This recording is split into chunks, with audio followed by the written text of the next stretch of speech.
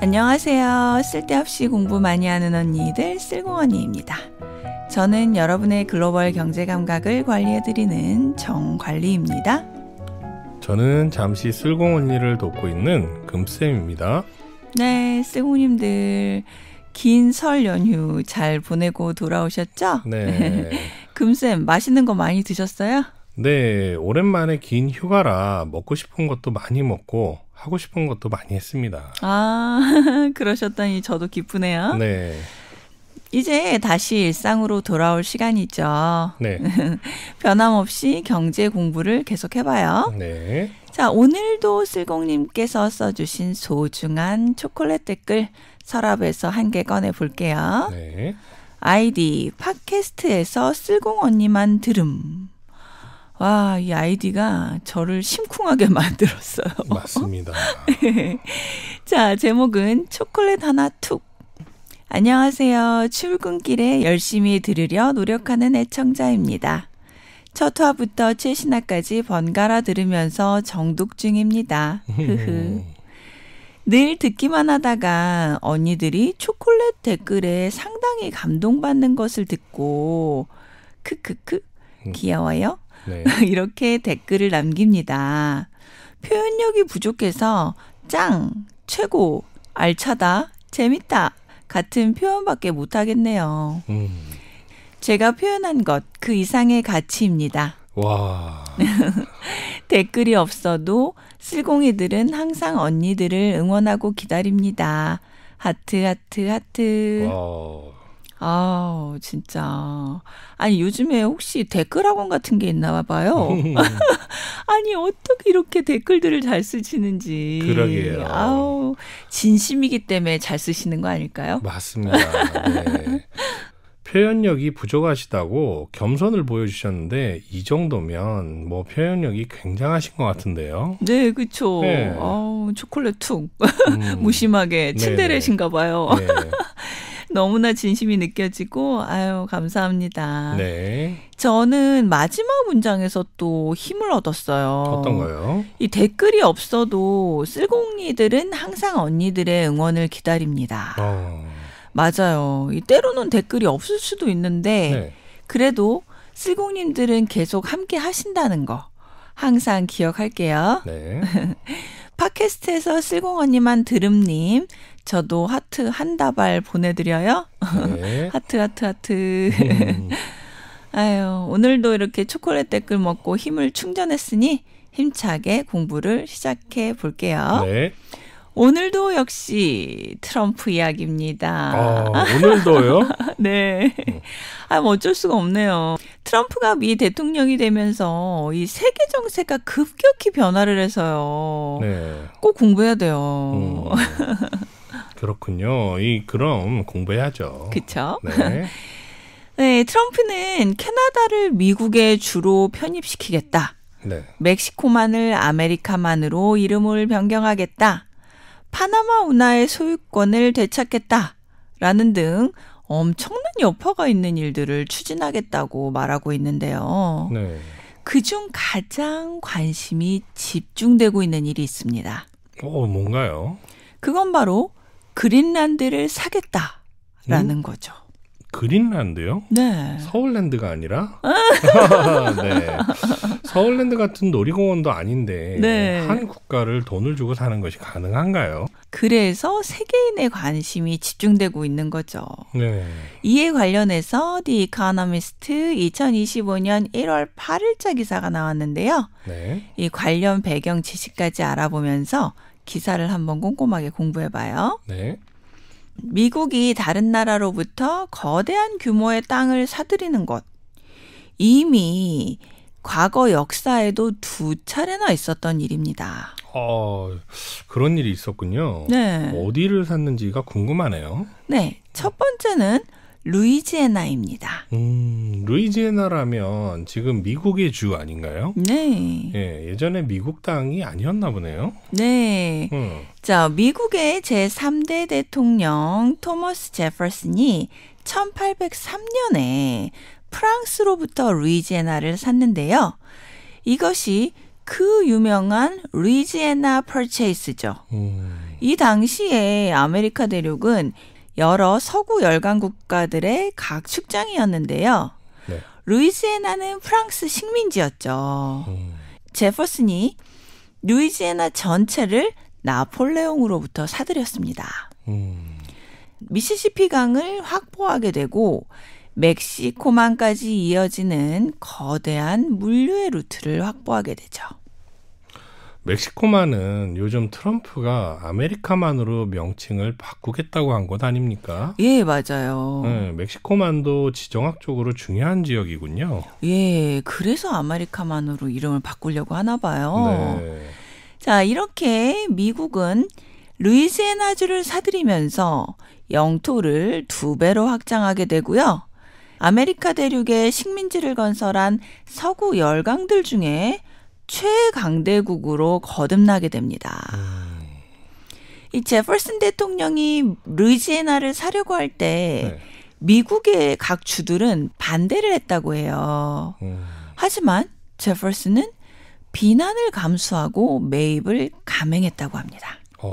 제퍼슨 대통령의 결단으로 지금의 미국이 있다고 해도 과언이 아니네요. 예, 맞아요. 그래서 제퍼슨의 루이지애나 퍼체이스는 위대한 대통령의 위대한 업적으로 평가받고 있죠.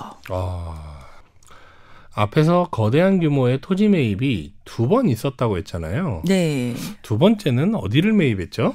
네, 미국은 루이지애나를 구입한 이후에 64년이 지난 후, 즉 1867년 2번째 매입을 하게 되는데요. 유명한 곳이에요. 바로 알래스카입니다. 그 당시 미 국무장관이었던 윌리엄 스월드가 추진해서 원래 러시아의 영토였던 알래스카를 사게 됩니다. 얼마에 샀는지가 궁금한데요. 네, 그 당시 돈 720만 달러, 한화로 약 100억 원인데요. 이 금액의 현재 가치는 1억 6,200만 달러라고 합니다. 이 그 당시에 알래스카의 잠재적 경제 가치를 몰랐던 사람들은 그 매입을 Swords Folly, 즉 스워드의 실수라고 좀 조롱했다고 하네요.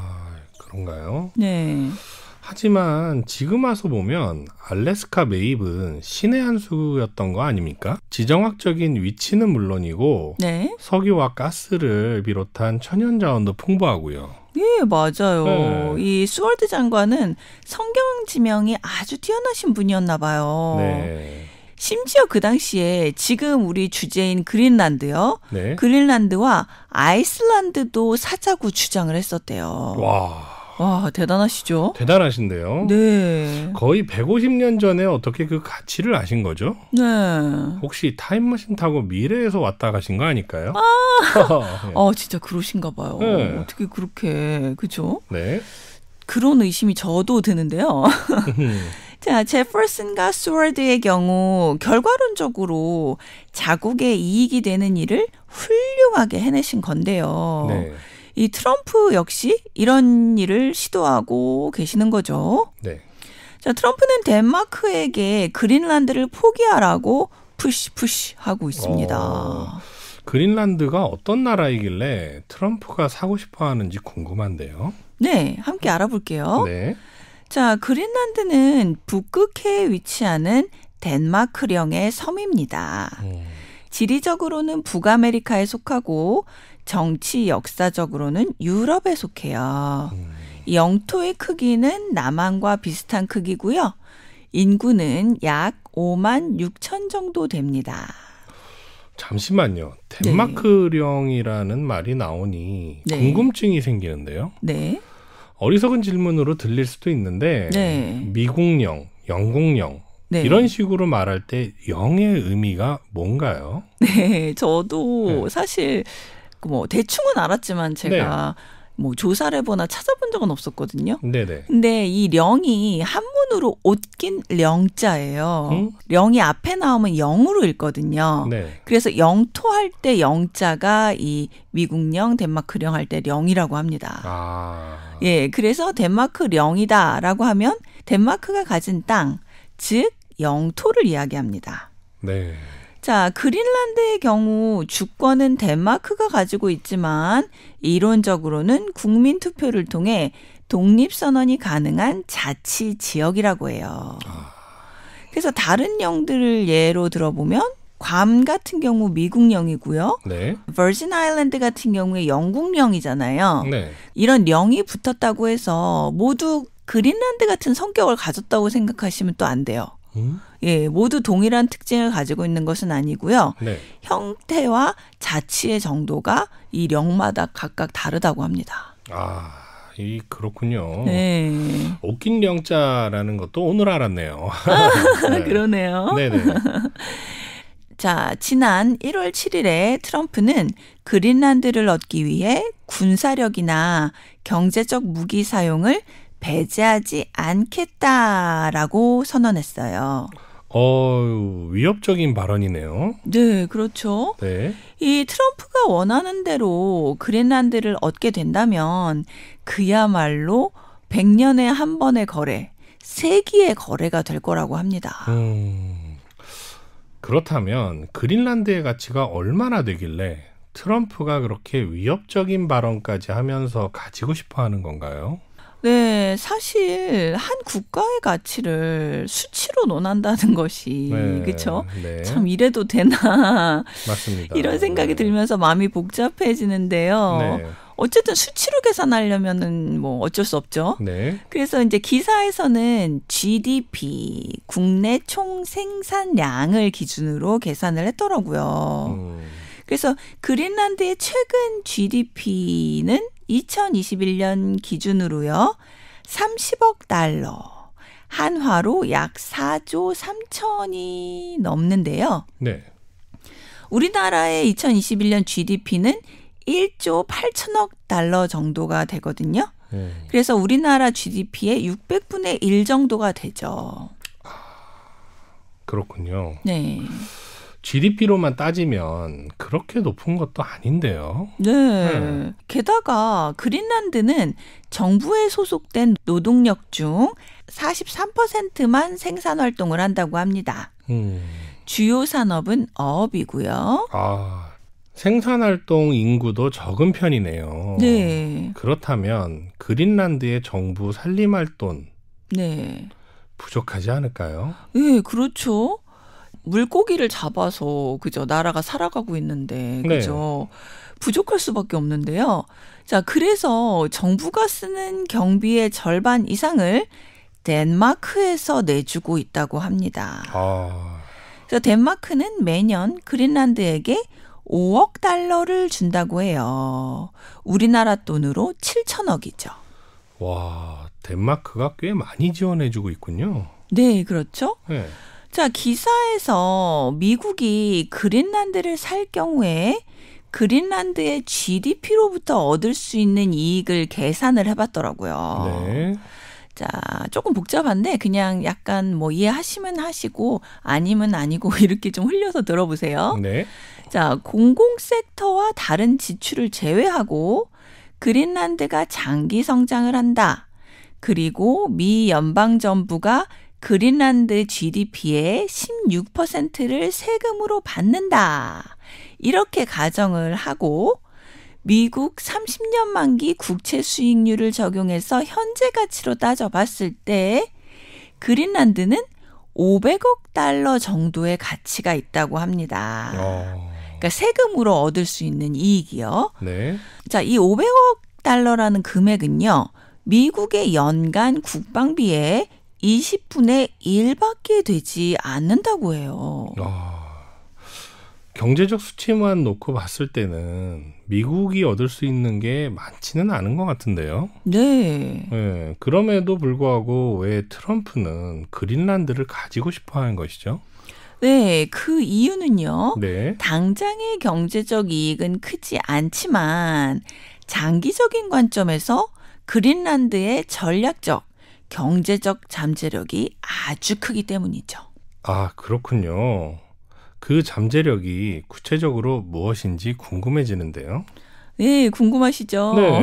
저도 다 말씀드리고 싶은데 이게 설명할 게 많아서 지금 시작하면 시간이 너무 길어져요. 네네. 그린란드의 전략적, 경제적 잠재력에 대해서는 다음 시간에 자세히 공부할게요. 기대해 주세요. 네. 자, 오늘도 쓸공 언니와 함께 공부해 주셔서 감사드리고요. 이 미국이 과거의 한 용감한 선택으로 세계 최강 대국이 되었잖아요. 네.